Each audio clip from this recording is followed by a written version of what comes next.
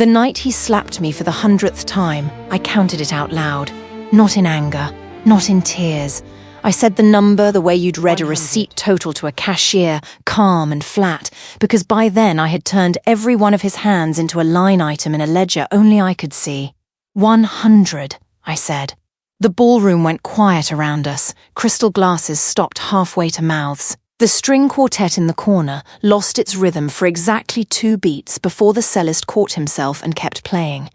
Because in this world, in the world of Jae-won Choi, the music was never allowed to stop just because a woman's cheek had gone red. I want to tell you how I got here, to this marble floor, in this dress that cost more than my mother's first house, married to a man whose family controlled ports from Busan to Long Beach, a man who built an empire on discipline and control, and could not, for the life of him, control himself around a woman named Yuna Bae. But first, you should know who I was before any of this. My name is Sable Vance, and I did not grow up around chandeliers. I grew up in a 2-bedroom apartment in Atlanta with a mother who worked double shifts at a hospital laundry and a grandmother who taught me to read a balance sheet before I could ride a bike without training wheels. My grandmother used to say that money doesn't care who you are, it only cares what you do with it, and I carried that sentence with me the way other girls carried lucky pennies. My grandmother had come up from Alabama with nothing but a suitcase and a habit of writing everything down. Every dollar she earned cleaning other people's houses went into a small green notebook she kept under her mattress, and every Sunday after church, she'd sit me down at her kitchen table and show me the columns, teaching me to add before I learned my multiplication tables. She used to say a woman who understands numbers can never be fully fooled, because numbers eventually confess even when people don't. My mother didn't have the patience for notebooks. She worked because the bills demanded it, not because she believed money could be a kind of freedom. She loved me the way tired people love, fiercely but from a distance, always half asleep on the couch when I got home from school, always apologizing for falling asleep before dinner was finished. I never resented her for it. I understood, even as a child, that some women spend their whole lives just trying to survive the week, and there's no shame in that, only exhaustion. It was my grandmother's notebook that shaped me. By 12, I understood compound interest better than most adults. By 16, I was doing my mother's taxes at the kitchen table, finding deductions the paid preparer downtown had missed 2 years running. My guidance counselor once told me I had an unusual relationship with numbers, and I remember thinking that was the nicest thing anyone had ever said about me, because to me, numbers were the one part of the world that never changed its story depending on who was listening. I studied finance because numbers never lied to me the way people did. By 26, I was running risk analysis for a mid-size investment firm in New York. Quiet, sharp, the kind of employee who never raised her voice in a meeting because she never had to. My work spoke loud enough on its own. I met Jae-won Choi at a shipping conference I wasn't even supposed to attend. My boss had a flight cancellation, and I got sent in his place with a stack of slides and 0 expectations. Jae-won was there representing his family's holding company, a name everyone in that room said in a hushed, careful tone, the way people talk about weather systems that could turn into hurricanes without warning. He found a mistake in my projection model during the Q&A, a small one, buried 3 tabs deep, and instead of embarrassing me in front of 200 people, he waited until the panel ended and pulled me aside to point it out privately. "You're better than this slide," he told me. "Fix it and send it to me. I want to see what you actually think." I remember thinking that was the strangest form of flattery I had ever received, and also the most effective one. We were married 18 months later. I won't pretend the early years were a lie. They weren't. Jae-won could be generous in ways that felt like weather changing, sudden and warm and total. He learned the names of the security guards in my old building and slipped them cash at Christmas. He flew my grandmother out to Seoul just so she could see cherry blossoms before her knees got too bad to travel. He asked my opinion on business decisions that his own father wouldn't have dared question, and for a while, being Mrs. Choi felt less like a title and more like a promotion I had actually earned. The Choi family business was never simple. Officially, it was shipping, logistics, real estate development stretching across 3 continents. Unofficially, everyone in that circle understood there were older arrangements underneath the paperwork, debts and favors going back 3 generations, the kind of history that gets inherited along with the furniture. Jae-won's father, a stern man named Director Choi, had built half of it on relationships nobody wrote down, and Jae-won had spent his whole life trying to prove he could carry that weight without breaking under it. I think that's part of what drew him to me in the beginning. I didn't flinch at spreadsheets full of numbers other wives would have found frightening.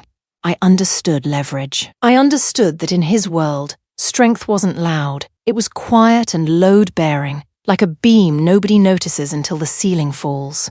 The wedding itself was smaller than anyone expected, given the family's name. Director Choi had wanted a spectacle, 300 guests and a cathedral rented out for the occasion. But Jae-won pushed back, told his father he wanted something that felt like ours instead of theirs, and for a while that felt like proof of something real between us. We married on a rooftop in Manhattan with 40 guests and a string trio, and my grandmother wore a hat with a brim so wide it kept catching the wind, and she cried through the entire ceremony. Not from joy exactly, she told me later, but from the strange, dizzying sense of watching a life she never could have imagined for herself unfold in her granddaughter instead. The first year, we lived in an apartment 2 floors below the one his family kept for visiting relatives, close enough to the business that I started absorbing its rhythms without meaning to. I learned to recognize the different categories of phone calls that came through the house line. The short, clipped ones from Director Choi that meant business, the longer, warmer ones from Madame Seo that meant family, and a third category, rare in that first year, calls that made Jae-won step out onto the balcony and lower his voice to something just above a whisper. I didn't think much of that third category then. I filed it away the same way I filed away every unusual pattern, out of habit rather than suspicion, the way an auditor notices an odd number in a column without yet knowing whether it means anything. Jae-won brought me slowly into the business in ways that felt, at the time, like trust. He'd leave reports on the kitchen counter, not exactly asking for my opinion, but not hiding them either. And when I'd offer a correction or a question, he'd sometimes act on it within the week without ever admitting where the idea had come from. I told myself that was fine. I told myself influence didn't need credit attached to it to be real. Looking back, I understand now that this was also the beginning of something else, a pattern where my intelligence was useful to him only when it stayed invisible, only when it made him look sharper without ever threatening to outshine him. I didn't see the shape of that cage yet. I was too busy admiring the room. The first sign of Unibay came 8 months into our marriage, and it came so small, I almost missed it. It was a text message that lit up his phone on the kitchen counter while he was in the shower. A single line that said only, "Same place, same time, don't be late this time." I didn't recognize the number. I told myself it was business. In his world, half of everything looked like business until it didn't. But small things kept stacking on top of each other, the way snow builds before an avalanche nobody sees coming. Late meetings that ran past midnight without phone calls. A new cologne I didn't recognize on collars I used to launder myself. A receipt from a restaurant 200 miles from any office he claimed to have visited that week. I did what I had always done with uncomfortable numbers. I didn't panic. I documented. I want to be honest with you about something, because I think it matters more than the drama of what came later. For a long time, I convinced myself I was imagining things, because the alternative meant admitting that the man who had flown my grandmother across an ocean was also the kind of man who could look me in the eye at breakfast while another woman's perfume clung to his jacket in the closet behind us. Denial is its own kind of arithmetic. You keep subtracting evidence from your suspicion until the number looks small enough to live with. The first slap came on a Tuesday in October, over something so small I still find it almost funny in the coldest possible way. I had asked, gently, who Unibay was, because her name had come up on a corporate email chain I wasn't supposed to see, listed as a special consultant on a project with a budget line item large enough to fund a small hospital. He didn't answer the question. He crossed the kitchen in 3 steps and struck me across the face so fast I didn't have time to flinch. And then, before I could even process what had happened, he apologized, folded me into his arms, told me the stress of the merger was eating him alive, told me he loved me more than any consultant, any project, any number on any spreadsheet. I believed him. That's the part I'm not proud of. I believed him because believing him was easier than accepting that the man I married had a second self hiding behind the first one, patient and cruel, waiting for the right provocation to come out. I won't walk you through every single one of the 100. Some of you watching this have lived through your own version of this count, and you know that after a certain point, the specific reasons stop mattering. A dropped comment about his mother. A dress he decided was too tight. A dinner where I laughed too loud at something his cousin said. The excuse changed. The hand didn't. But I'll tell you about a few of them, because I think it matters to understand how ordinary the pattern became, how quickly a marriage can turn into a countdown you're not even sure you're keeping anymore.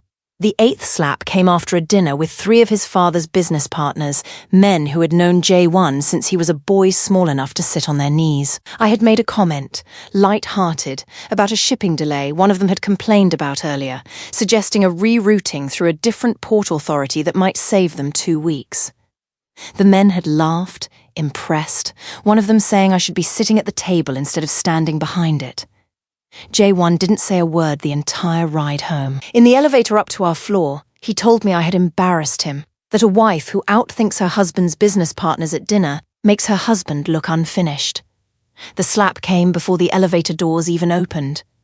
The 23rd came on my birthday, of all nights, when I mentioned, only once, only in passing, that I hadn't heard from him in 6 hours and had started to worry. He told me worry was a demand disguised as love, and demands from a wife were not something he tolerated well after the day he'd had.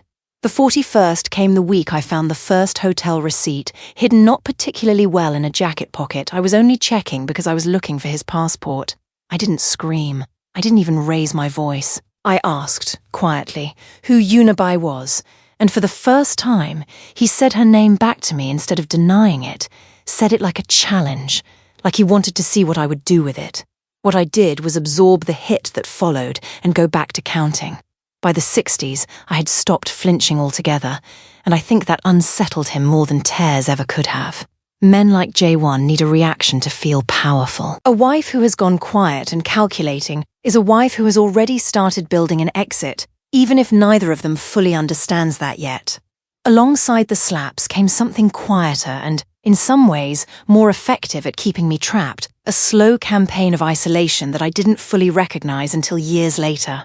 Jae-won never told me directly to stop seeing my friends from New York. He simply made it inconvenient, scheduling family obligations on the nights I'd planned to see them, commenting afterward about how tired I seemed whenever I came home from a night out, suggesting gently that maybe those friendships belonged to a version of my life that didn't fit who I was becoming. My mother noticed the change before anyone else did. She called every Sunday, a habit from childhood neither of us ever broke, and about 1.5 years into the marriage, she asked me, point blank, why I sounded like I was reading from a script every time she asked how things were going. I told her everything was fine. She let the lie sit there for a moment before telling me, quietly, that her own mother, my grandmother, had once been married to a man before my grandfather, a man she never talked about, and that she recognized something in my voice that reminded her of the one time her mother had described that marriage out loud. I didn't tell her the truth that day. I wasn't ready yet, and some part of me, the part still hoping the marriage could still become what it had promised to be in the beginning, wasn't ready to make it real by saying it out loud to someone who loved me. But that phone call planted something. It was the first time I understood that the isolation wasn't accidental, that a man doesn't quietly cut his wife off from every person capable of noticing a problem unless some part of him already knows there's a problem worth hiding. What changed, slowly, invisibly, was me. Somewhere around slap number 12, I stopped crying afterward. Somewhere around slap number 30, I stopped waiting for the apology, because I already knew the shape of it before it arrived, word for word, like a contract renewed on schedule. And somewhere around slap number 50, I stopped being his wife in any way that mattered, and became something closer to an auditor, sitting quietly inside my own marriage, watching, recording, waiting for the ledger to balance in my favor. Because here is the thing about growing up the way I grew up, learning numbers the way my grandmother taught me. You learn that patience is a form of power that looks like weakness to people who have never needed it. Jae-won mistook my silence for surrender. He should have recognized it as due diligence. The Choi family holding company ran through a web of subsidiaries that would make most auditors dizzy just reading the org chart. Shipping fleets registered under one name, real estate held under another, a private equity arm that moved money through countries with names most Americans couldn't find on a map. Jae-won ran the visible parts of it, the parts with his name on the letterhead and his face in the trade magazines. But I had spent years learning to read the parts nobody put on letterhead. I started small. A duplicate set of the household's financial records, kept on a drive he never knew existed, disguised inside a recipe folder labelled Grandmother's Kimchi Notes, because Jae-won had never once, in 5 years of marriage, expressed the slightest curiosity about how kimchi was made. Then I started asking questions at family gatherings that sounded like polite small talk, but were, in reality, careful excavation. I asked Director Choi's longtime accountant about a shipping route that seemed to lose money every single quarter and yet never got cut. I asked Jae-won's aunt, a sharp woman named Madame So, who had never fully trusted me and never fully trusted Jae-won either, about an old family rule regarding who could vote shares in the holding company under certain conditions. Madame So watched me for a long moment before she answered, the way you watch someone you're deciding whether to underestimate. Interesting question for a wife who doesn't work in the business, she said. I like understanding what I'm part of, I told her, and left it there, because in that family, the ones who explained themselves too much were the ones who got dismissed.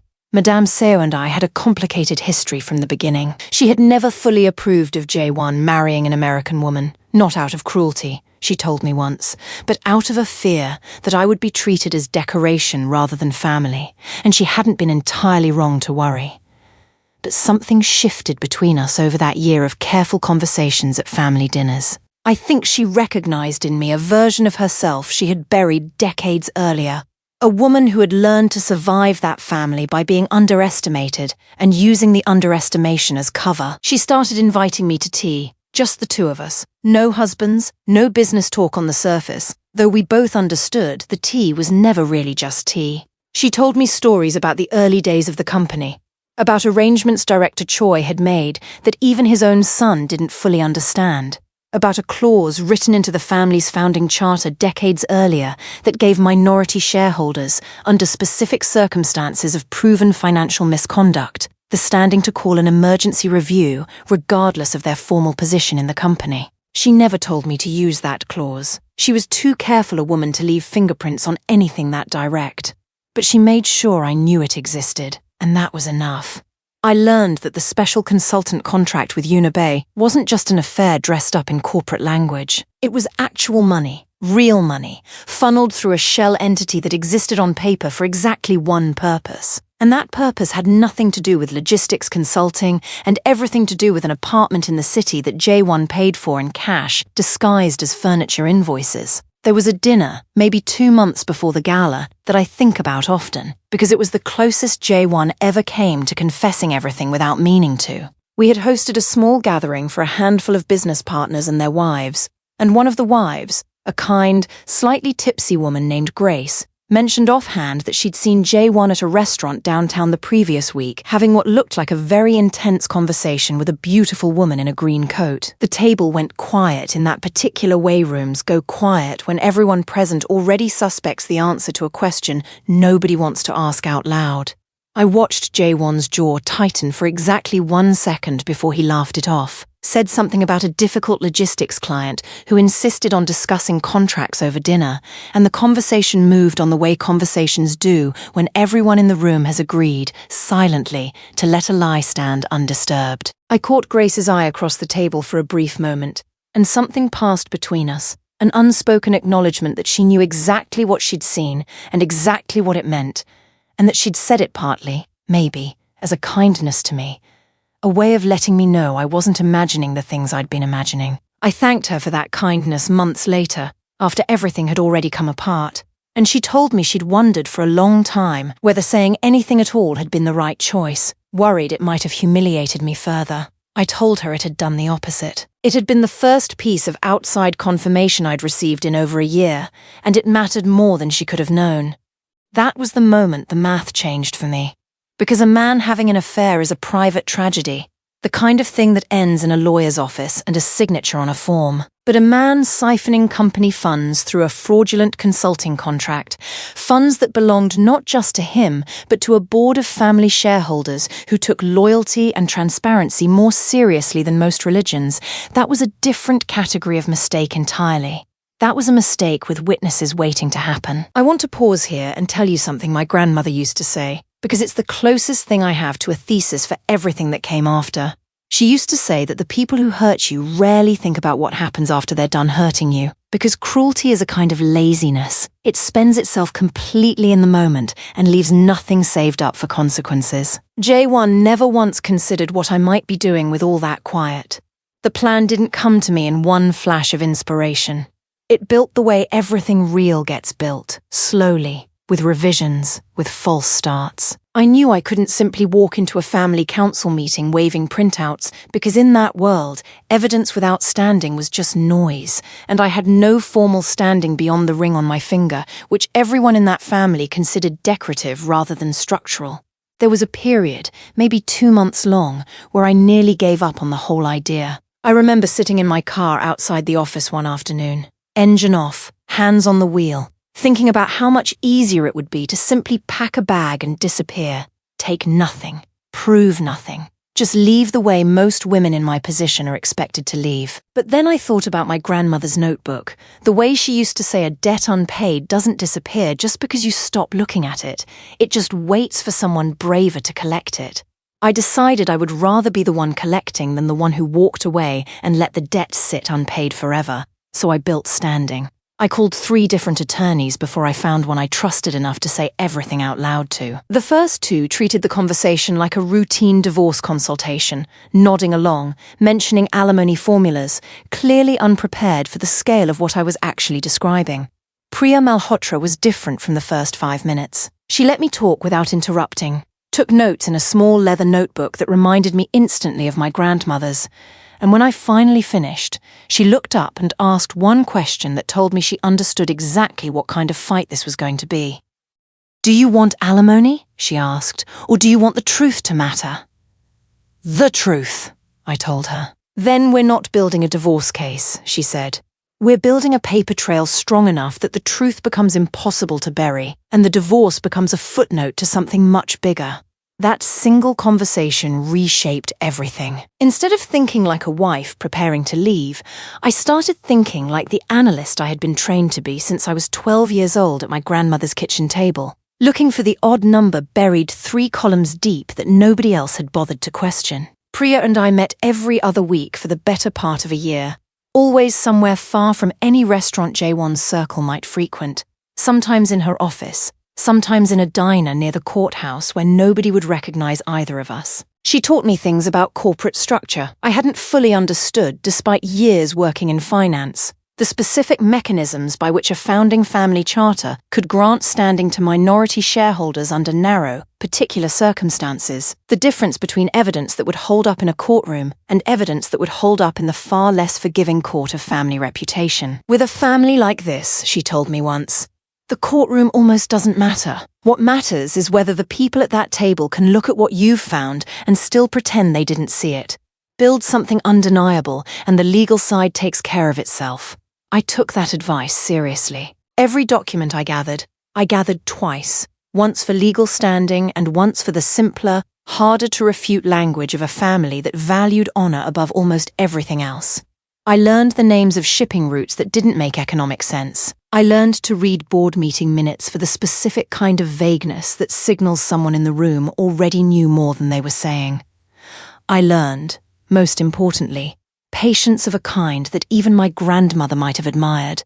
The willingness to sit on a piece of damning information for months without acting on it, waiting for the moment when acting on it would do the most good. There were moments during that year when I nearly told Priya everything about the marriage itself. The slaps, the isolation, the particular cruelty of a man who apologized so beautifully, it almost made the violence feel like something separate from him. I held that part back for a long time, partly out of shame, partly out of a stubborn insistence that I didn't want my case built on sympathy. Eventually, near the end of that year, I told her everything, sitting in her office on a rainy Tuesday afternoon, and she listened without interrupting, the same way she had the very first day. And when I finished, she closed her notebook gently and told me something I've never forgotten.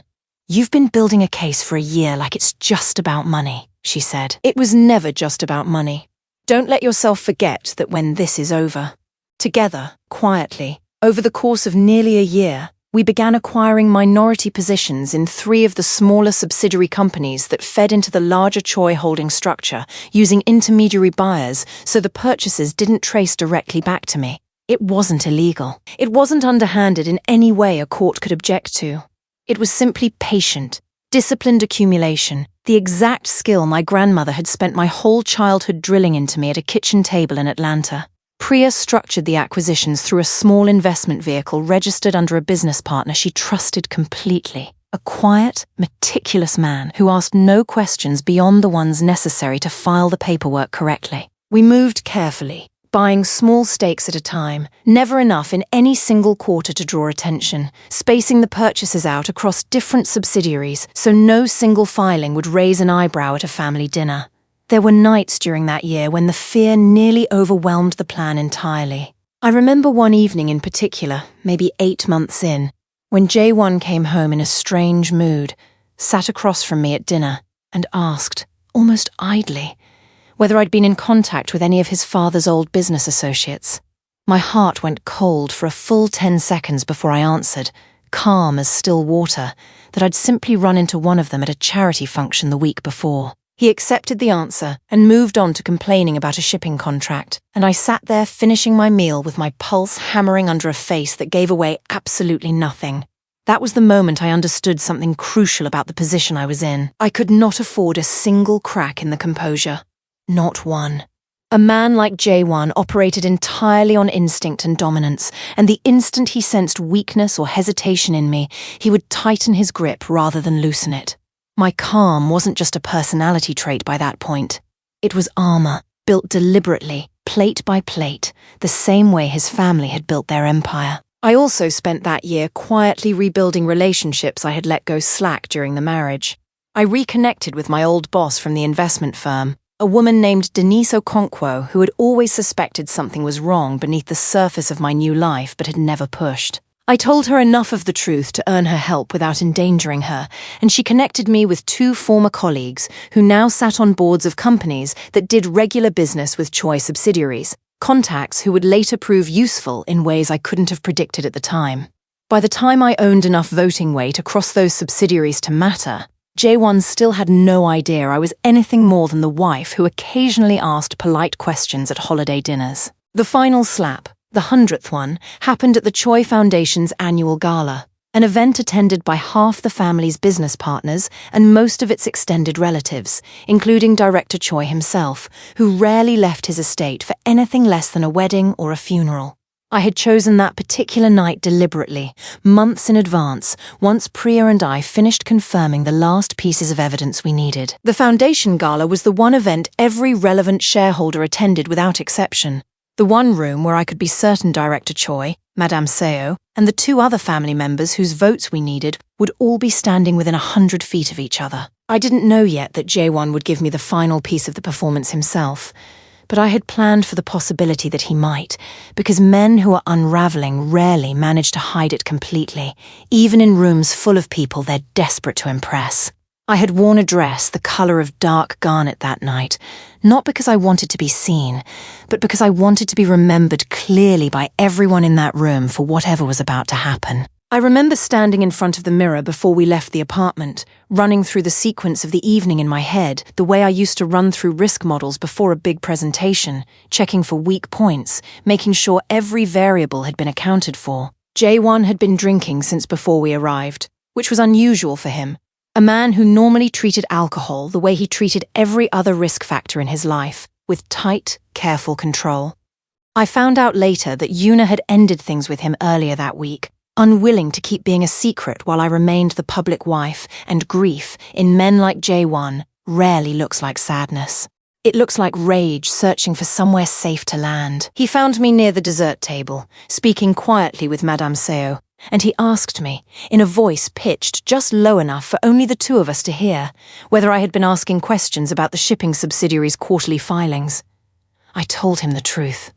I told him yes. He struck me in front of nearly 200 guests, in front of his father, in front of the aunt who had spent a year quietly watching me build a case she didn't yet understand. And that's when I said it. 100. The room's silence lasted long enough for me to reach into the small clutch I had carried all night and remove a single folded document. Not evidence, not yet, just an invitation, an announcement that I was formally requesting an emergency session of the family's minority shareholders, a right I now held clear legal standing to exercise. I handed it to Director Choi myself. "Ask your accountant," I told him, calm as a woman reading a weather report, why the Pacific Logistics subsidiary has been operating at a loss for 6 consecutive quarters despite record shipping volume. Ask him where that money actually goes. Jae-won's face changed in a way I will remember for the rest of my life. Not fear exactly, recognition. The recognition of a man realizing, too late, that the quiet woman across the breakfast table had been running her own audit the entire time, and the audit was finished.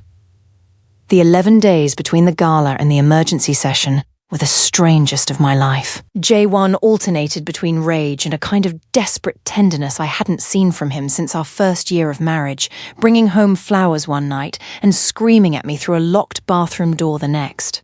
I stayed at a hotel for 3 of those nights, at Priya's insistence, because she worried, correctly, that a cornered man is the most dangerous version of any man, regardless of how composed he usually appears. One night during that stretch, Jae-won showed up at the hotel where I was staying, having somehow gotten the room number from a front desk clerk who clearly didn't understand the situation he was walking into. He stood in the hallway outside my door for nearly 20 minutes, alternating between quiet pleading and low, controlled anger, telling me through the door that I was destroying a family that had never done anything but give me everything I had. I didn't open the door. I sat on the floor with my back against it, phone in hand, Priya's number already dialed and ready, listening to a man I had once loved slowly realize that the woman on the other side of that door was no longer afraid of him in the way he needed her to be. Eventually, security arrived, called by another guest who'd overheard the commotion, and Jae-won left without further incident, though not before saying one last thing through the door that I've never fully been able to shake. "You were never supposed to be smarter than me," he said. "That was never part of the arrangement." I sat there a long time after he left, turning that sentence over, understanding for the first time just how literally he meant it. In his mind, our marriage had never been a partnership between equals. It had been an arrangement, a contained role I was meant to occupy quietly, useful precisely because my intelligence made him look better without ever being allowed to threaten his position.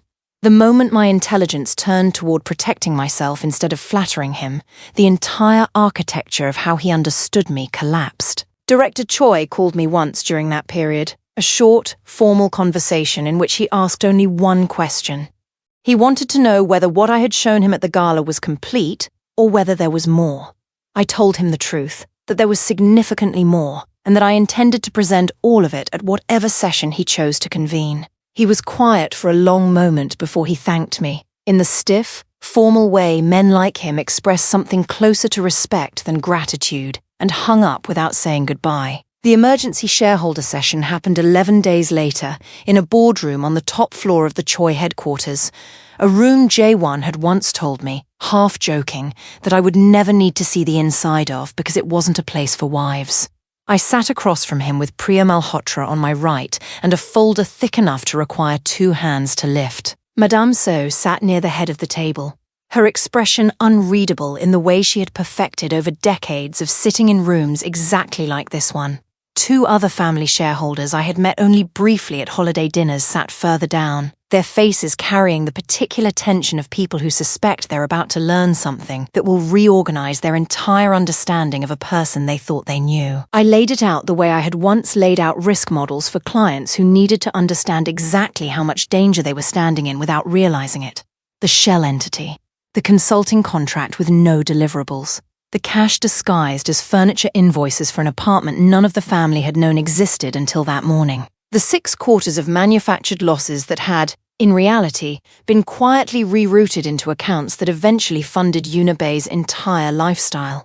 Director Choi did not raise his voice. Men like him rarely need to. He simply looked at his son the way you look at a bridge you've just been told is structurally unsound, something you trusted completely and now have to consider tearing down. "How long?" Director Choi asked. "Has this been happening under my name?" Jae-won didn't answer. There was nothing left to say that wouldn't make things worse. I watched something collapse behind his eyes in that moment, some final structure he'd been leaning on his entire life. The assumption that his father's authority would always, eventually, shelter him from the consequences of his own choices. That assumption had just been proven false in front of every person whose opinion had ever mattered to him. He tried, briefly, to turn the conversation toward me, suggesting that a wife acquiring shares in secret was itself a kind of betrayal, a breach of trust within the marriage. Madame Seo cut him off before he finished the sentence. She acquired nothing that wasn't legally available for any shareholder to acquire, she said, her voice flat and final. You gave away company funds to a woman with no stake in this family for a relationship you hid from all of us. Do not confuse her patience for your dishonesty. I hadn't expected her to defend me quite so directly, and I don't think Jae-won had either. He looked at his aunt like a man realizing, all at once, that every ally he'd assumed would remain loyal simply because of blood had already made a quiet, private decision about him long before this meeting began. Before the vote, Director Choi asked that Yoona be brought into the room. She arrived wearing a cream coat over a designer dress I recognized from one of the false invoices.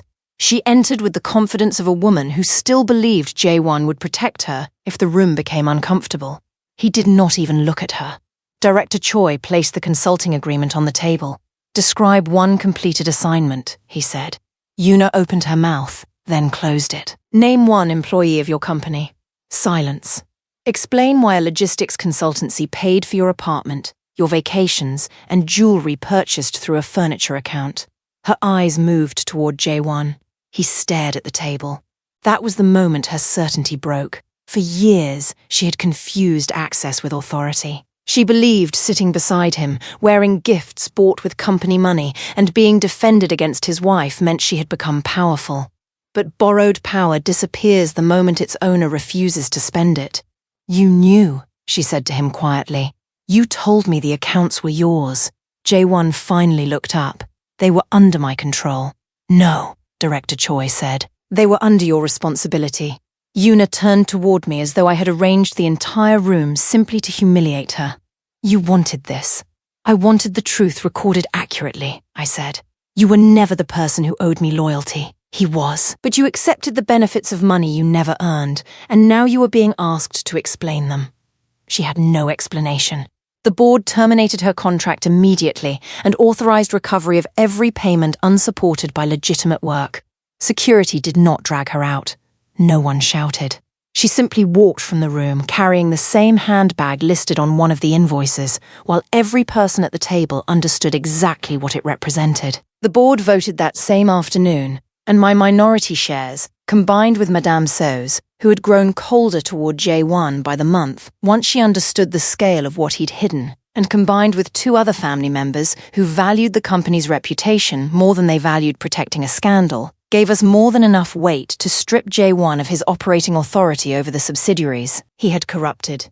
He kept his name. He kept a seat at family dinners, technically. But he lost the one thing men like him build their entire identity around, the authority to make decisions that mattered, the trust that let him move money and make calls without anyone looking over his shoulder. I want to be clear about something, because I think it matters for anyone watching this who's ever been tempted to romanticize revenge. I didn't take anything that wasn't already, in some sense, mine to claim. I didn't forge a single document. I didn't threaten anyone. I built a case with facts, patience, and legal standing, the same tools my grandmother taught me to respect above all others, and I let the truth do what truth does when you finally stop protecting the person hiding from it. The divorce settlement that followed wasn't a battle. There was nothing left for Jae-won to fight with. His reputation inside the family had collapsed the moment Director Choi looked at those documents, and reputation, in a world built on relationships instead of laws, is the only real currency that matters. Once that currency is gone, everything else follows it out the door. I walked away with a settlement that reflected not merely what I had married into, but what I had, in every practical sense, helped build and protect while he was busy destroying it. The press later described it as me leaving with his fortune. That made a cleaner headline than the truth. The truth was that the court recognized years of unpaid strategic labor. The growth of assets shaped by my analysis, the financial damage caused by his misconduct, and the ownership positions I had purchased legally with money traceable to my own earnings. I received a substantial share of the marital investment portfolio, proceeds from the sale of property acquired during the marriage, and permanent control of the subsidiary stakes Priya and I had accumulated. I did not steal his fortune. I stopped allowing him to call my value his. The shares I had acquired remained mine. The consulting positions I had quietly earned through Priya's introductions, working with 3 of the subsidiary companies I now held meaningful stakes in, became a career I actually chose for myself instead of one that came attached to a wedding ring. Unibai disappeared from that world entirely once the money that had been funding her disappeared with it. I never spoke to her, never confronted her, because in the end, she was never the real equation. Jae-won was the one who chose, over and over, to raise his hand instead of raising his standards.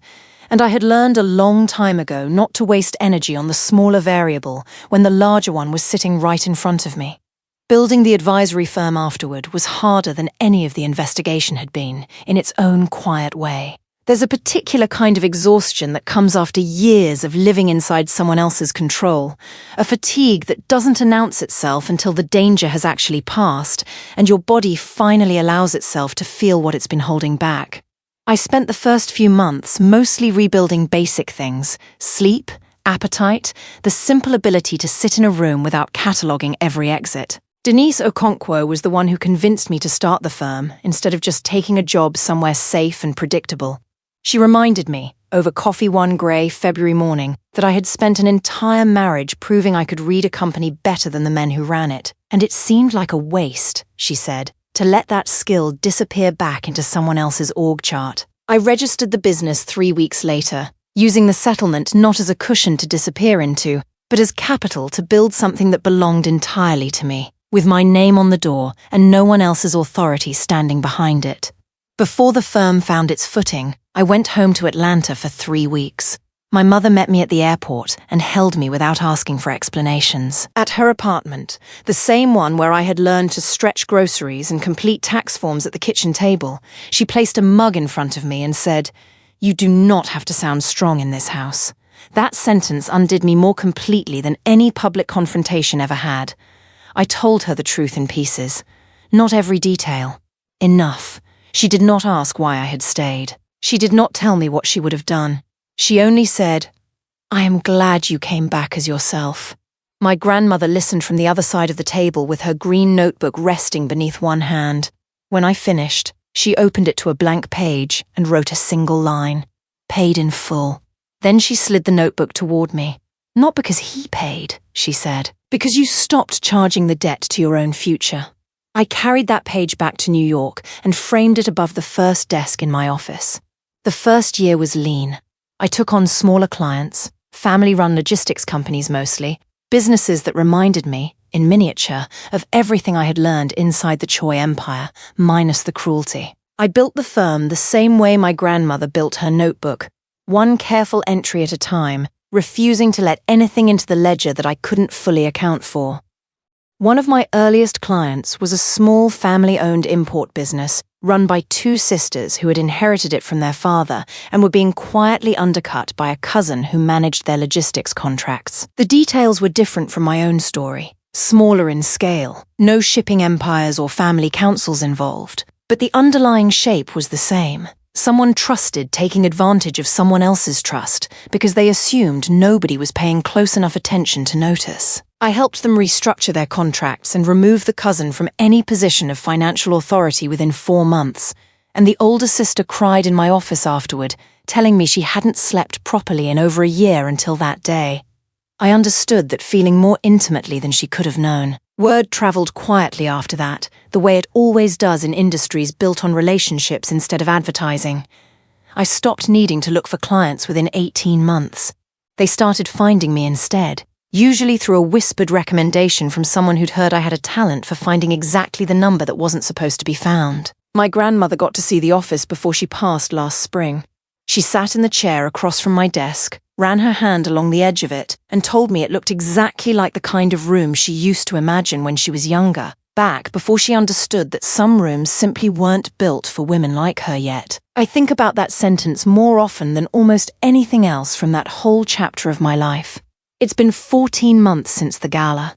14 months since I said the word 100 out loud in a room full of people who had spent years pretending not to notice the bruises under my makeup. Jae-won came to see me last week, uninvited, standing outside the building where I now run my own advisory firm, a business built quietly, deliberately, on the exact skills he once dismissed as decorative wife talk at family dinners. He looked smaller than I remembered him. Men like Jae-won are built entirely out of authority. And once you take the authority away, there's very little structure left holding up the rest of them.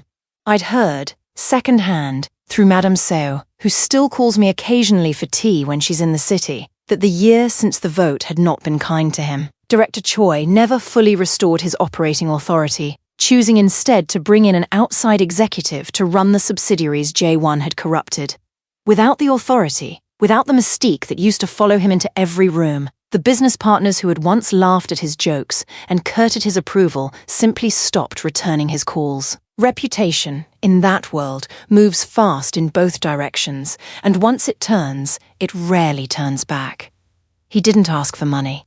He didn't ask for the company back. He knelt right there on the sidewalk, in front of people who recognized his name from the business pages, in front of my own employees watching through the glass front of the building, and he asked me, quietly, for forgiveness. For a moment, just a moment, I let myself remember the man who had pulled me aside after that first conference to point out a mistake in my slide, instead of embarrassing me in front of 200 strangers. I let myself grieve, briefly, for whatever version of him might have existed if he'd chosen differently at every single one of those 100 moments. Grief and forgiveness are not the same thing, though people confuse them constantly. I could grieve what we might have been without owing him a single ounce of what he was asking for. I want you to understand something about that moment, because I think it's the part people romanticize the most and understand the least. I didn't feel triumphant. I didn't feel the surge of vindication you'd expect from a movie ending. I felt something closer to what my grandmother must have felt the day she finally paid off that first small house, a kind of settled, exhausted peace, the recognition that a debt long overdue had finally, fully been paid. I don't forgive people who were never actually sorry until the consequences arrived, I told him. You're not sorry you hurt me, Jae-won. You're sorry the ledger finally caught up with you. I walked past him into my building, into the life I built entirely with my own 2 hands, using nothing that belonged to him except the lessons his own family's discipline had accidentally taught me. I did eventually learn what became of UNA-BAE, though not through any effort of my own. Denise mentioned it in passing over lunch one afternoon, having heard it through a mutual acquaintance in the industry. Una had moved to another city entirely, taken a position at a firm far smaller and far less glamorous than the life she'd built on Jae-won's stolen money. And from what Denise had heard, she rarely spoke about the years she'd spent as the secret in someone else's marriage. I felt nothing when I heard the news. No satisfaction, no pity, just the quiet recognition that she had been a symptom of Jae-won's choices rather than their cause. And symptoms tend to fade once the underlying condition has finally been addressed. I think about my grandmother almost every day now, especially in that office, especially when a new client sits across from my desk looking nervous about numbers they don't fully understand yet. I tell them what she used to tell me, that numbers don't care who you are, they only care what you do with them, and I watch something in their shoulders relax the same way mine used to relax at her kitchen table decades ago. Jae-won still calls sometimes. I don't answer. Not out of anger anymore, honestly, but because there's simply nothing left in that column to collect, and a woman who understands ledgers the way I do knows better than to keep checking a balance that's already been settled in full. Sometimes people ask me whether I miss any part of that old life, the penthouse views, the private jets, the version of myself that used to be introduced at parties as Mrs. Choi before anyone bothered learning my first name. I tell them the truth, which is that I don't miss the life. I only occasionally miss the woman I thought I was becoming inside it, before I understood that becoming someone real required leaving that entire performance behind. The office I sit in now is smaller than any room I lived in during that marriage, and it is, without question, the first space I have ever fully belonged to. If there's one thing I want you to take from this story, It's this. The people who hurt us count on our silence lasting forever. They count on shame keeping better records than we do. But shame is a bad accountant. It forgets things. Patience doesn't. Count everything. Say nothing until the number is finished. And when it's finished, don't ask for permission to collect what's owed. Comment the eyes closed if Sable's final decision delivered the justice you were waiting for. And if you want the next chapter watching her build the advisory firm that carried her own name, say build the firm, because that story begins the morning she unlocks the office for the first time.